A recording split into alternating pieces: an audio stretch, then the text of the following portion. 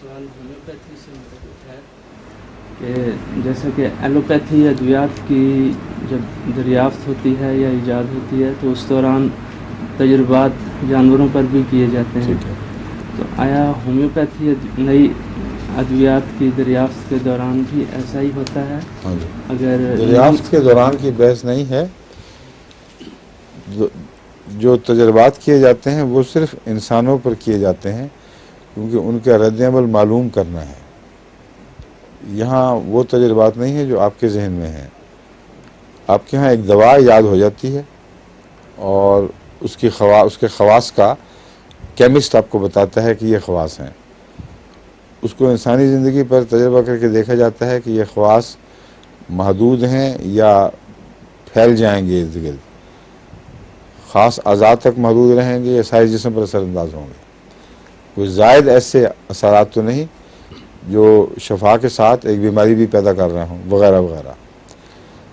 یہ تجارب بالکل اور نوعیت کے ہیں.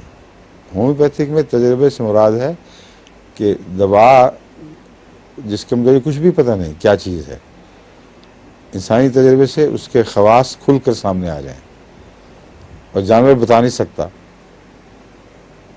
اس لیے ہومیوپیتھی کی پروونگ میں جانور کے اوپر تجربہ ہو ہی نہیں سکتا.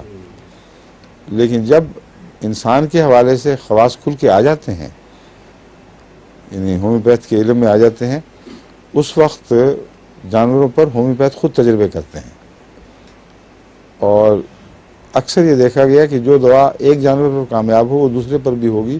اس میں سمٹمز پوچھنے کی ضرورت نہیں رہی کیونکہ انسان مزاج کے لحاظ سے متنوع ہے. کثرت سے مختلف قسم کے مختلف ذوق کے لوگ ہیں، اس لیے ہر دوا ان پر اثر نہیں کرتی. ان کی علامتیں اپنے مزاج کے مطابق بدل جاتی ہیں. جانور کا تو کوئی مزاج ایسا بدلتا ہی نہیں. بھینس کا مزاج بھینس کا ہی رہتا ہے. کم ہیں بھینسیں کچھ غصے والی کچھ کم غصے والی، ان میں شاید کیموملا یا پسٹیلا کا فرق کیا جائے. لیکن بالعموم جس کو مثلا کولک ہے پیٹ کا اور سوکھا چارہ کھانے سے ہو گیا ہے، سوکھے زمانے کا چارہ کھانے سے، کیونکہ اس میں اکثر ہائیڈروسیانک ایسڈ پیدا ہو جاتا ہے، اس لیے اس کا ایک علاج ہے کولچیکم 200. وہ کوئی بھینس ہو، بکری ہو، بھیڑ ہو، اونٹ ہو، گھوڑا ہو، سب پہ برابر کام کرتا ہے. اس کا مطلب ہے کہ اس میں حیوانی مزاج کے اختلاف سے دوا نہیں بدلی، بنیادی وجہ پتہ لگی، ہر جگہ کام کرے گی. اس طرح ایک بیماری ہوتی ہے منہ کھر کی بیماری، اور بہت نقصان پہنچاتی ہے. افریقہ میں بھی کئی دفعہ پھیلتی ہے اور پاکستان میں بھی بارہا اس کے حملے ہوتے ہیں. اس میں مرکسول جانوروں کو دی جائے تو دیکھتے دیکھتے بیماری کنٹرول میں آ جاتی ہے. اور بھی بہت سی ایسی چیزیں ہیں، مثلا کان کا کینسر ہے نا، سینگ کا کینسر، اس میں نے سورائنم 1000 دے کے دیکھی ہے. وہ اللہ کے فضل سے جتنی دفعہ مجھے تجربہ ہوا ہے ہمیشہ کامیاب رہی. کیونکہ ایک احمدی جو ڈنگر ڈاکٹر کہتے ہیں، کیا کہتے ہیں ان کو، وہ بیچارے بڑے گھبراتے ہیں اس لفظ سے، ڈنگر ڈاکٹر نہیں اردو میں کیا ہے، ویٹنری سرجن تو ہے ہی، ماہر حیوانات، ماہر نہیں، ڈاکٹر حیوانات ہو سکتے ہیں.